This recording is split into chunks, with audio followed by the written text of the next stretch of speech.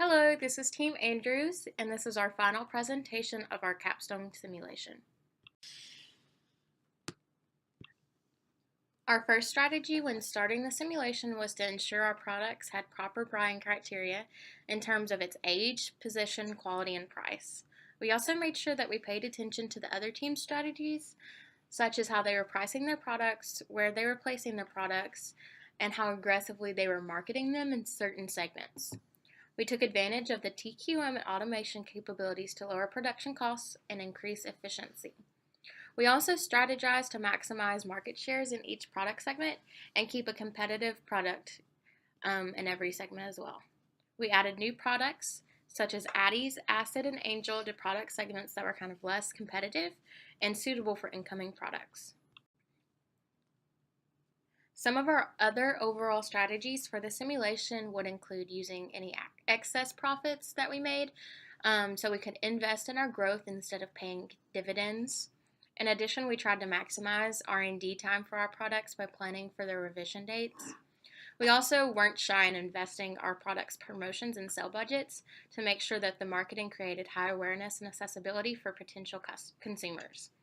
Financially, we borrowed as much as possible in the earlier rounds to fund our growth and reduced borrowing in our later rounds.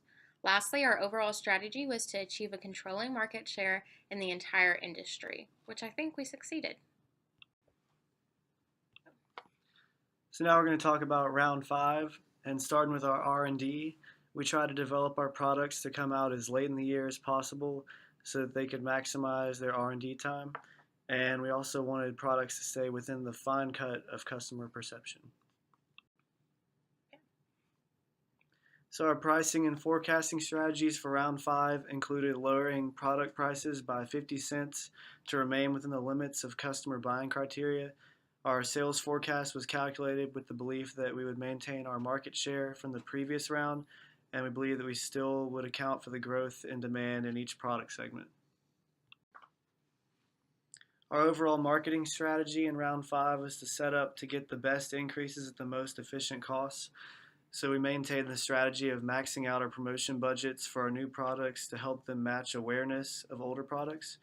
And we used our time allocations to allocate the majority of sales costs to products Able and Acre because they had the highest margins and could pick up extra costs. We set our production schedule in round 5 to match our maximum potential or survey score possibility within any capable limitations. We also increased capacity to help cover expected future demands for products. Automation was increased for all products. We were capable of doing this because our TQM had lowered our R&D time enough that we were able to afford raising automation without adding any R&D time. In terms of financing for round 5, we borrowed using cheaper current debt and more expensive long-term bonds. We set our accounts receivable lag to 45 days to boost our sales and set our accounts payable lag to 15 days to increase the production capability by reducing limitation brought about by our suppliers. This led to cash flow shortages, but we covered it with our borrowing plan. In round 6, we also focused on developing products to come out as late in the year as possible to maximize R&D time and tried to keep our products within the fine cut perception. We also increased MTBF or product quality to reach more customer bases with better products. This strategy also helped us increase our differentiation. Our pricing and forecasting strategy in round 6 included lowering product prices ranging from 50 cents to $1.50. This pricing helped us remain within customer buying criteria and boost sales by staying competitive with teams that had lower prices in some segments. We created our forecast based off the belief that we would maintain our market share from round 5 and also by accounting for any potential growth in demand in each segment. Overall, in round 6, we set an aggressive or bold forecast to combat any excessive cash balances from previous rounds. Our overall marketing strategy in round 6 was set up with the same mindset as round 5 to get the best increases at the most efficient costs. The promotion budget for our new products was reduced to match the awareness of our older products. We also increased our sales budget to try to achieve 100% accessibility quicker to reduce costs in the future. Time allocations in round 6 were set evenly for all products because our new products were projected to have similar demands. We set our production schedule in round 6 to match our maximum potential or survey score possibility within any capacity limitations. We increased capacity for products Atom, Addies, and Acid to meet expected future demands, and we increased automation slightly for all products to further reduce our labor costs.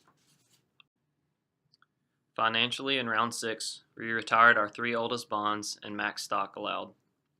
Our stock retirement was made with intentions to boost our stock price, and our bond retirements were made with intentions to make future debt cheaper because it increased our bond rating. We also set accounts receivable lag to 46 days to boost sales, and set accounts payable lag to 11 days to increase the production capability by reducing limitation brought about by suppliers. Any cash flow shortages were covered by a rollover and use of current debt borrowing, so we would not have to use an emergency loan. So for round 7, our R&D strategy was to maintain what we've been doing, looking to maximize the time and stay within that fine cut.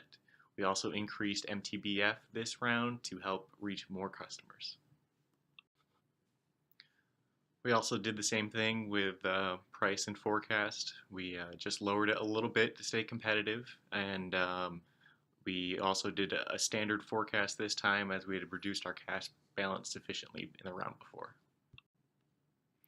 We maintained our promotional budget in this round as we were still ahead on awareness, and we then reduced our sales budget because we've reached that 100% maximum. Production, we went with our standard option of maximizing our possible sales with the best forecast within capacity limitations. We also boosted capacity for all products except for high-end, which is already ahead of our forecasted future. And then we bumped up automation just a little bit without jeopardizing R&D because too much automation will extend that time. For finance for round 7, we continued to pay back long-term debt, and we also retired more stock to help boost the stock price. We rolled over current debt, which is cheaper, to help us reach our goals with long-term debt and to cover the shortage that could happen from having an increased lag in accounts receivable. Going into the future, beyond round 7, our plan would be to maintain our target of integrated cost leadership with differentiation. As you can see, our products are very much leading edge, and we maintain the highest margin across the board. We'd also want to increase our automation within the limits of R&D time, so we might not reach 10, but we get close. Capacity, our focus is always on maintaining 2 to 3 years in advance. We'd also reduce our marketing budget once we reach that 95 to 100% awareness and accessibility. And then we'd further continue to retire all of our bonds and to retire stock to help boost our stock price and eliminate interest payments. If possible, we have some future aggressive plans. If it was allowable, we'd like to reform the monopoly. We have enough market cap to buy all the rest of the other teams and condense the market again. If that wasn't allowed, we would limit ourselves to just Ferris, Erie, and Baldwin, as Ferris was fairly competitive in high-end performance and size, while Erie was competitive in low-end and traditional. They would boost our segments and give us a good control over those market shares. Baldwin had like the second highest market share, so we would just add them to help us maintain our levels. Alternatively, if we couldn't buy out the other companies, we would like to invest in further products. The limitation is 8 right now, but if we could get like 2 or 3 products or more in each segment, that would maximize our abilities. Lastly, if none of those options were allowed, we would probably start reinvesting our growth into dividends for our stockholders. This would make them super happy and also raise our stock price. So this was Team Andrews Capstone Simulation winners.